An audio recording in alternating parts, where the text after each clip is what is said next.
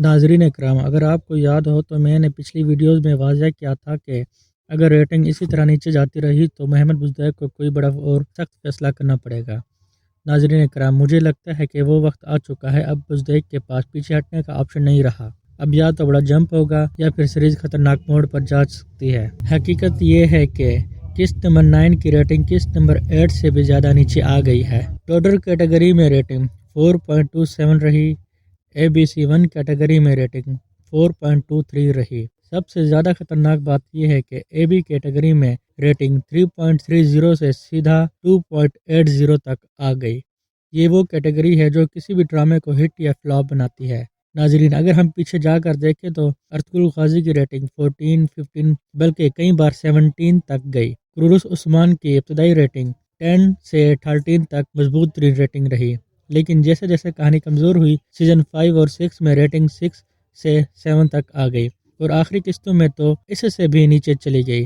اس لیے محمد بزدیق نے فیصلہ کیا کہ اس بار قرورس ارحان کو بالکل نئے انداز میں لانچ کیا جائے۔ دلچسپ بات یہ ہے کہ براک نے ایک قسط کے بدلے 4 ملین ترک لیرہ مانگے، جیسے بزدیق نے رد کر دیا، اور میرٹ یزیسیوگلو کو 3 سے 3.5 ملین پر سائن کر لیا۔ سیریز لانچ ہونے سے پہلے بڑے بڑے انٹرویوز، بڑے بڑے دعوے، اداکاروں کی ہائپ، سب کچھ دکھایا گیا، لیکن ناظرین حقیقت اس ہائپ کے برعکس نکلی۔ یہ میری ذاتی رائے نہیں، یہ میں نے آپ کے کمنٹس، ریویوز اور آڈینس رسپانس دیکھ کر کہہ رہا ہوں۔ میرٹ یزیسوگلو بطور ارحان بے لوگوں کے دلوں میں جگہ نہیں بنا پا رہا ہے، یہاں تک کہ فلیویوس جو کہ ولن ہے، اس کی ارحان بے سے زیادہ فین فالوئنگ بنتی جا رہی ہے۔ مسئلہ صرف اداکاری کا نہیں بلکہ پریزنٹیشن کا ہے۔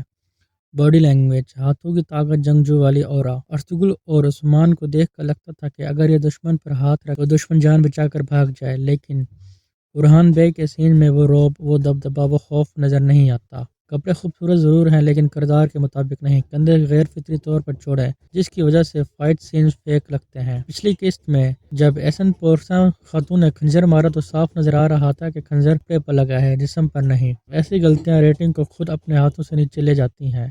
ہم تاریخی ڈرامے اس لیے پسند کرتے ہیں کیونکہ وہ حقیقت کے قریب ہوتے ہیں۔ ارطغرل اور عثمان میں اللہ اکبر کے نعرے، شیخ کا کردار، یہ سب کہانی کو روپ دیتے تھے۔ قرورس ارحان میں شیخ موسیٰ کو دکھایا گیا لیکن نام تک نہیں بتایا اور پھر اچانک غائب۔ یہ سب چیزیں آڈینس کو ڈسکنیکٹ کر دیتی ہیں۔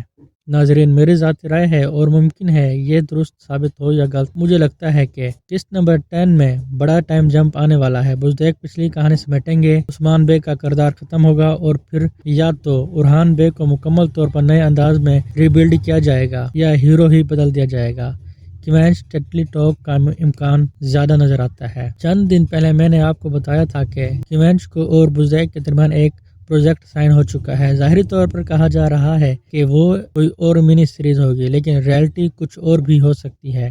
ممکن ہے ارحان بے کے کردار میں کیونچ کو انٹروڈیوس کر دیا جائے، یا اسی سیزن میں یا پھر سیزن 2 میں۔ عثمان بے کے انتقال کے بعد اوزگیا ٹولر کو واپس لایا گیا تو ریٹنگ میں وقتی اضافہ ممکن ہے، لیکن سچ یہ ہے صرف بالا خاتون کے واپسی سیزن کو نہیں بچا سکتی۔ اصل مسئلہ ہیرو کا ویک امپیکٹ ہے۔ ناظرین، اب محمد بزدیق کے پاس آخری موقع ہے، یا تو ارحان بے کو حقیقی جنگجو بنایا جائے یا کوئی نیا طاقتور چہرہ لایا جائے۔ قرورس ارحان کی ریٹنگ اوپر نہیں جا سکے گی۔ آپ کی رائے کیا ہے اور آپ کیا سمجھتے؟ ٹائم جمپ آئے گا، ہیرو چینج ہوگا، کیونچ کی انٹری ممکن ہے؟ کمنٹس میں اپنی رائے ضرور دیں۔ ویڈیو پسند آئے تو لائک اور چینل کو سبسکرائب کرنا مت بھولیے گا۔ اپنا خیال رکھیے گا۔ اللہ حافظ۔